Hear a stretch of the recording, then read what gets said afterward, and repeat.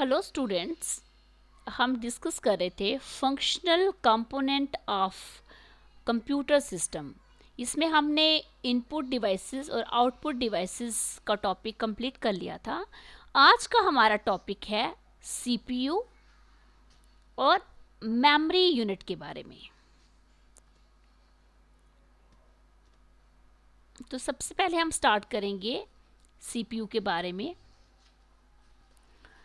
CPU is the abbreviation for Central Processing Unit, sometimes referred to simply as the central processor, but more commonly called a processor.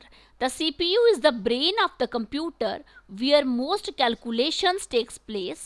In terms of computing power, the CPU is the most important element of a computer system, which can also perform logical and computational tasks. CPU की full form है central processing unit. CPU brain है computer का, central processor भी बोलते हैं इसको। तो ऐसे हम बोलेंगे कि सीपीयू क्या है, ब्रेन है कंप्यूटर का। ब्रेन के बिना जैसे हम कुछ काम नहीं कर सकते ना, वैसे ही कंप्यूटर के केस में भी सीपीयू ब्रेन है जो परफॉर्म करता है लॉजिकल और computational task. The CPU's main function is to take input from a peripheral, keyboard, mouse, printer, etc. or computer program and interpret what it needs. The CPU then either outputs information to your monitor or performs the peripheral's requested task. CPU का main function क्या है? ये input लेता है किसी भी peripheral से, keyboard हो गया, माउस हो गया, जो कोई कंप्यूटर प्रोग्राम हो गया, और उसको इंटरप्रेट करेगा जैसे उसको नीड होगी। तो सीपीयू क्या करेगा, हमें इंफॉर्मेशन आउटपुट जो होगी हमारी वो हमें देगा मॉनिटर पे, जहाँ जो भी हमने रिक्वेस्ट की होगी वो टास्क वो परफॉर्म करेगा। The CPU was first developed at Intel with the help of Ted Hoff. सबसे पहला जो सीपीयू बना था वो इंटेल में बना था with the help of Ted Hoff, ये एक साइंटिस्ट होंगे, and others in the early 1970s। 1970 में पहला आया था।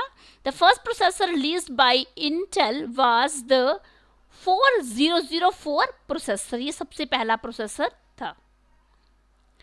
अब हम पढ़ेंगे कंपोनेंट्स ऑफ सीपीयू। जैसे आप देख रहे हैं अपनी स्क्रीन पे, सीपीयू के दो कंपोनेंट्स हैं, एक है एएलयू और दूसरा है सीयू।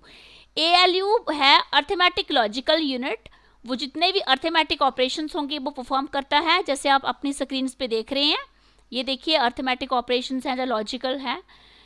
उसके बाद है कंट्रोल यूनिट, जिसको हम सीयू बोलते हैं। वो क्या करेगा, the control unit CU which extract instructions from memory, memory से इंस्ट्रक्शंस को एक्सट्रैक्ट करेगा, and decodes and executes them, और उनको डिकोड करेगा और उनको एग्जीक्यूट करेगा, calling on the ALU when necessary. In simple words, CU controls the activities of the other computer devices, ये एक्टिविटीज को कंट्रोल करता है। ये देखिए आप अपनी स्क्रीन पे एक फिगर देख सकते हैं। ये देखिए, ये स्टेप 1 में क्या हो रहा है, fetch instruction from memory, memory से इंस्ट्रक्शन कंट्रोल यूनिट में जा रही है। स्टेप 2 में देखिए डिकोड इंस्ट्रक्शंस इनटू कमांड्स, ये कंट्रोल यूनिट का काम है। स्टेप 3 में देखिए एएलयू क्या करेगा, एग्जीक्यूट करेगा कमांड्स को। और 4th में देखिए store results in memory, memory में रिजल्ट्स आ जाएंगे, ठीक है। उसके बाद क्या होगा, फिर हमें आउटपुट मिल जाएगी, ठीक है। ये आप नीचे फिगर देख रहे हैं, इनपुट दी जा रही है, ये सीपीयू सारा काम कर रहा है, फिर हमें आउटपुट मिल रही है। अब हम डिस्कस करेंगे मेमोरी के बारे में। मेमोरी क्या है? A memory is just like a human brain. It is used to store data and instructions. Computer memory is the storage space in the computer where data is to be processed and instruction required for processing are stored. जैसे हमारा human brain है ना, यहाँ पे हमारे पास information होती है वो स्टोर रहती है, वैसे ही मेमोरी क्या है, ये ब्रेन की तरह है जो कि स्टोर करेगी डेटा को और इंस्ट्रक्शन को।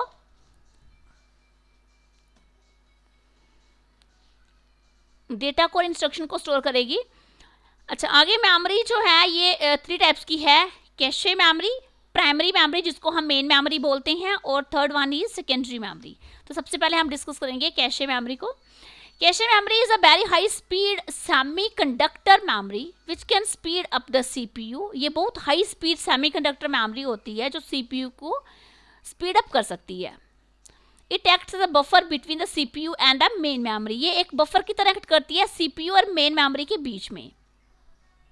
It is used to hold those parts of data and program which are most frequently used by the CPU. The parts of data and programs are transferred from the disk to cache memory by the operating system from where the CPU can access them. ये आपको simple सी language है, 2-3 बार आप पढ़ोगे तो आपको ये understand हो जाएगा कंसेप्ट कैशे मेमोरी का। एडवांटेजेस देखेंगे हम। Cache memory is faster than the main memory. It consumes less access time as compare to main memory. It stores a program that can be executed within a shorter period of time. It stores data for temporary use. ये इसकी advantages हैं, बिल्कुल simple सी language है ये। उसके बाद disadvantages की तरफ चलेंगे हम। Cache memory has limited capacity. It is very expensive. आगे हम बात करेंगे प्राइमरी मेमोरी की, जिसे हम मेन मेमोरी भी बोलते हैं। Primary memory holds only those data and instruction on which the computer is currently working. Primary memory सिर्फ वही डेटा और इंस्ट्रक्शंस को होल्ड करेगी जिस पे कंप्यूटर करंटली वर्क कर रहा होगा। It has a limited capacity and data is lost when the power is switched of. Suppose करिए कि हम वर्ड में कोई प्रोग्राम, कोई कुछ बना रहे हैं, कुछ लिख रहे हैं, कोई भी काम कर रहे हैं, तो हमने उसको भी सेव नहीं किया है, हम काम कर रहे हैं, पावर चली जाती है तो वो जो डेटा जो हमने काम किया होता है वो खत्म हो जाता है, वो हमारे पास नहीं रहता। फिर हम दोबारा से स्विच ऑन करते हैं अगर सिस्टम को, तो वो कौन सी मेमोरी में स्टोर था? वो प्राइमरी मेमोरी में स्टोर था। जब लाइट गई, पावर स्विच ऑफ हुई, तो वो लॉस्ट हो गया। It is generally made up of semiconductor device. These memories are not as fast as registers. The data and instructions required to be processed resides in the main memory. It is divided into two categories, RAM and ROM. Characteristics of main memory. Characteristics लिखेंगे, these are semiconductor memories. It is known as the main memory, usually volatile memory. Volatile means यही कि अब हम काम कर रहे हैं, अगर लाइट स्विच ऑफ, लाइट चल जाती है, पावर ऑफ हो जाती है, तो वो जिस पे हम काम कर रहे थे वो इंफॉर्मेशन नहीं रहेगी, वो डाटा लॉस्ट हो जाएगा। Data is lost in case power is switched off. It is the working memory of the computer, faster than secondary memories. A computer can not run without the primary memory. Next है random access memory, जिसे हम RAM बोलते हैं। It is also called as read write memory और the main memory और the primary memory. The programs and data that the CPU requires during execution of a program are stored in this memory. जो programmes और data CPU को चाहिए होते हैं execution के दौरान, वो यहाँ पे स्टोर होते हैं इसी मेमोरी में। It is a volatile memory as the data loses when the power is switched off. ये मैंने आपको पहले भी क्लियर करवाया था। RAM is further classified into two types, S RAM static random access memory and D RAM, जिसकी full form है dynamic random access memory. अब इनके बीच में हमने कंपैरिजन किया हुआ है, ये ऐसे मैं पढ़ देती हूँ। डी रैम क्या है? जो डायनेमिक रैंडम एक्सेस मेमोरी है, constructed of tiny capacitors that leak electricity. और एस रैम का है constructed of circuit similar to D flip flops. Second है requires a recharge every few milliseconds to maintain its data, holds its contents as long as the power is available. ये third point है इसका, आप देखिए। Inexpensive, ये expensive है। Fourth point slower than S RAM, ये faster है than D RAM. Fifth point D RAM का can store many bits per chip, S RAM can not store many bits per chip. अब six point देखिए, uses less power, D RAM less power use करती है और S RAM uses more power. आगे देखिए seven point है generates less heat, generates more heat. Used for main memory, used for cache. ये था डिफरेंस डी रैम में और एस रैम में। अब हम चलते हैं रीड ओनली मेमोरी की तरफ, जिसको हम रोम बोलते हैं। Stores crucial information essential to operate the system like the program essential to boot the computer. इसमें वो इंफॉर्मेशन होती है जो ज़रूरी होती है सिस्टम को ऑपरेट करने के लिए, जैसे कंप्यूटर को बूट करने के लिए जो प्रोग्राम होंगे ना, वो इसमें स्टोर होंगे। इट इज़ नॉट वोलेटाइल, ये वोलेटाइल नहीं है। Always retains its data, used in embedded systems और where the programming need no change, used in calculators and peripheral devices. ROM is further classified into 4 types. ये आगे 4 types में classify की गई है। इसमें है, सबसे पहले आप देखिए, रोम, प्रोम, ईप्रोम एंड ईईप्रोम। तो सबसे पहले हम डिस्कस करेंगे types of read only memory के बारे में। इसमें देखिए, P ROM, programmable read only memory. It can B programmed by user. Once programmed, the data and instruction in it cannot be changed. Programmed की जाती है ये यूज़र के द्वारा, और एक बार प्रोग्राम्ड हो गई तो डेटा और इंस्ट्रक्शन जो होती है ना, वो चेंज नहीं होती। EPROM, erasable programmable read only memory. It can be reprogrammed, इसको रीप्रोग्राम्ड किया जा सकता है। To erase data from it, expose it to ultraviolet light. To reprogram it, erase all the previous data. ये clear है आपको? EEPROM, electrically erasable programmable read-only memory. The data can be erased by applying electrical field. इसमें electrical field apply करके data को erase किया जा सकता है. No need of ultraviolet light. We can erase only portions of the chip. Next है secondary memory. This type of memory is also known as external memory और non volatile. ये non volatile memory है, secondary memory बोलते हैं इसको, जो external memory बोलते हैं। It is slower than the main memory. These are used for storing data और इंफॉर्मेशन परमानेंटली। परमानेंटली जो डेटा और इंफॉर्मेशन हमने स्टोर करनी हो, उसके लिए हम इसे यूज करते हैं। CPU directly does not access these memories. Instead, they are accessed by input-output routines. The contents of secondary memories are first transferred to the main memory and then the CPU can access it. For example, ऐसे hard disk drive है, CD-ROM है या DVD है। अब हम discuss करेंगे characteristics क्या हैं सेकेंडरी मेमोरी के। These are magnetic and optical memories. It is known as the backup memory. It is a non-volatile memory. Data is permanently stored even if power is switched off. It is used for storage of data in a computer. Computer may run without the secondary memory. Slower than primary memory. तो ये थे इसके characteristics। ये बहुत ही simple सी language है, ये आपको clear हो गए होंगे। उसके बाद पढ़ेंगे हम हार्ड डिस्क ड्राइव के बारे में और CD के बारे में। A hard disk drive, sometimes abbreviated as a hard drive, HD or HDD, is a non-volatile data storage device. Non-volatile data storage device है ये देखिए पॉइंट आप।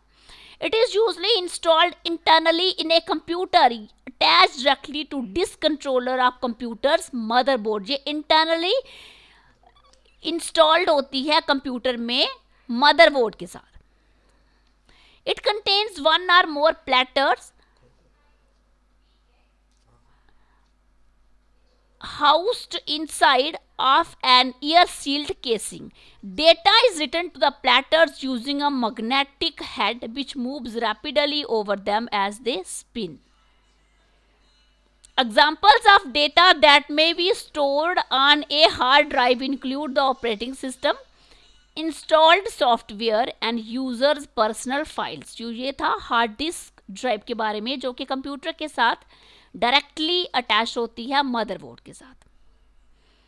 CD stands for compact disk read-only memory. A CD-ROM is a CD that can be read by a computer with an optical drive. The ROM part of the term means the data on the disk is read-only.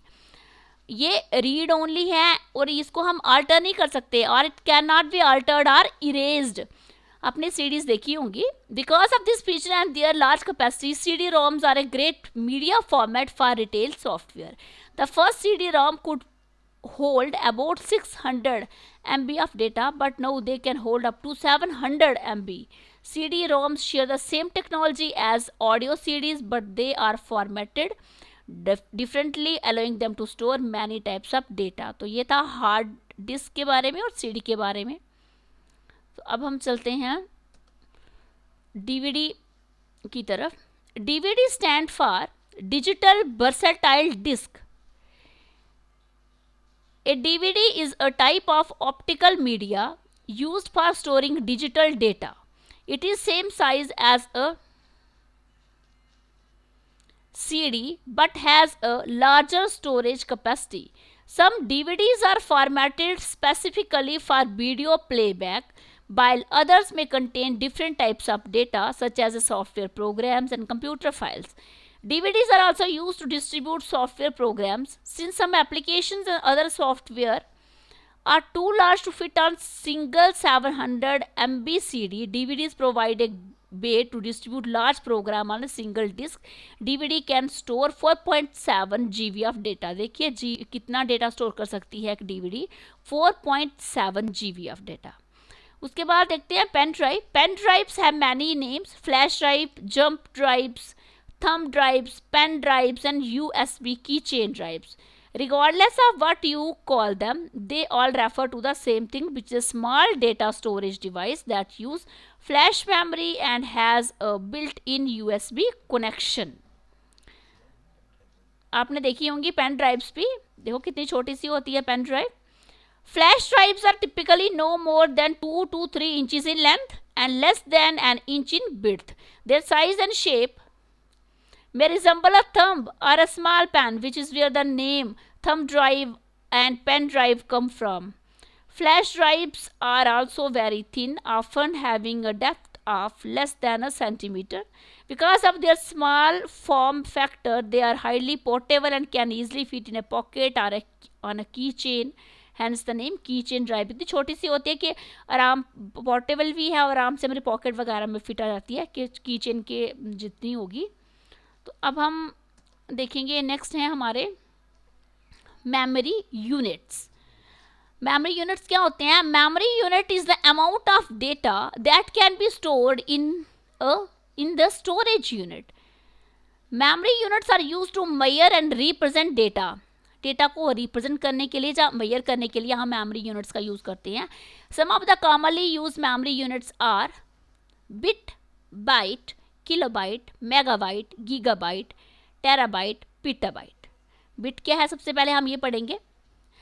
The computer memory unit starts from bit. Computer का जो memory unit है वो bit से start होता है. Bit is the smallest memory unit to measure data stored in main memory and storage devices.